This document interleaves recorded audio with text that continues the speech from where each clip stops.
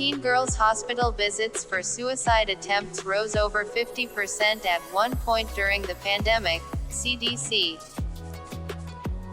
Medical clinic visits for suspected self-destruction endeavors rose among adolescents all through the pandemic. Youngster young ladies were hit hardest, with rates 51% higher in February and March 2021 than a similar time in 2019. Alleviation measures, separation, and an interruption of likely arrangements could contribute. The investigation took a gander at 3 unmistakable periods of the pandemic.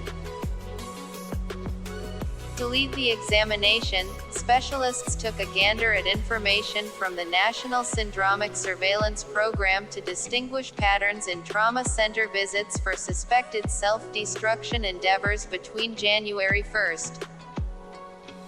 2019 and May 15, 2021.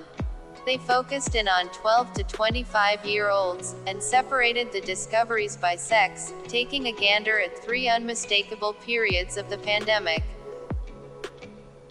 From the get-go in the pandemic, these visits went down, contrasted with a similar time in 2019.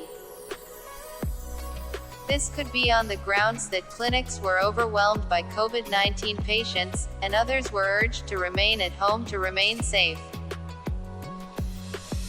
Yet, when scientists took a gander at early May 2020, they discovered visits for suspected self-destruction endeavors had crawled up among 12 to long-term olds, especially young ladies. Throughout the late spring of 2020, the normal week-by-week visits for suspected self-destruction endeavors among that populace was 26.2% higher than that equivalent time in 2019. Between February 21 and March 20 of this current year, the number was 50.6% higher. The specialists say their discoveries may reflect how youngsters have been hit particularly hard by COVID-related safety measures that confined them from companions, school, and psychological well-being administrations. Expansions in substance use and stresses over family well-being and financial issues might have likewise added to self-destruction hazard. The pandemic exacerbated kid misuse and disregard, as well. It's conceivable, the examination creators say, that the rates don't really reflect more self-destruction endeavors, yet rather more medical clinic visits as a result of them. Guardians home with youngsters might be more well-suited to notice and take their children to the trauma center. However, past research proposes it's more profound than that. In an August report out of the CDC, more than 25% of 18 to 24-year-olds revealing truly examining self-destruction in June 2020. Different reports have suggested that youths and youthful adults are the age bunch enduring most during the pandemic due to social separation, and absence of autonomy, and the obscure about a future that once appeared to be brilliant.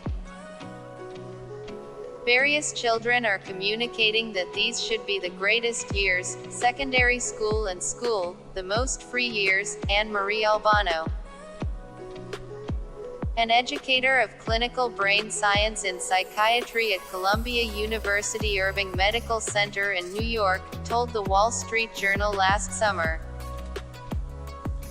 The likelihood that COVID will totally change this time of their life, and they will not at any point get it back, is overpowering for a ton of them, she says.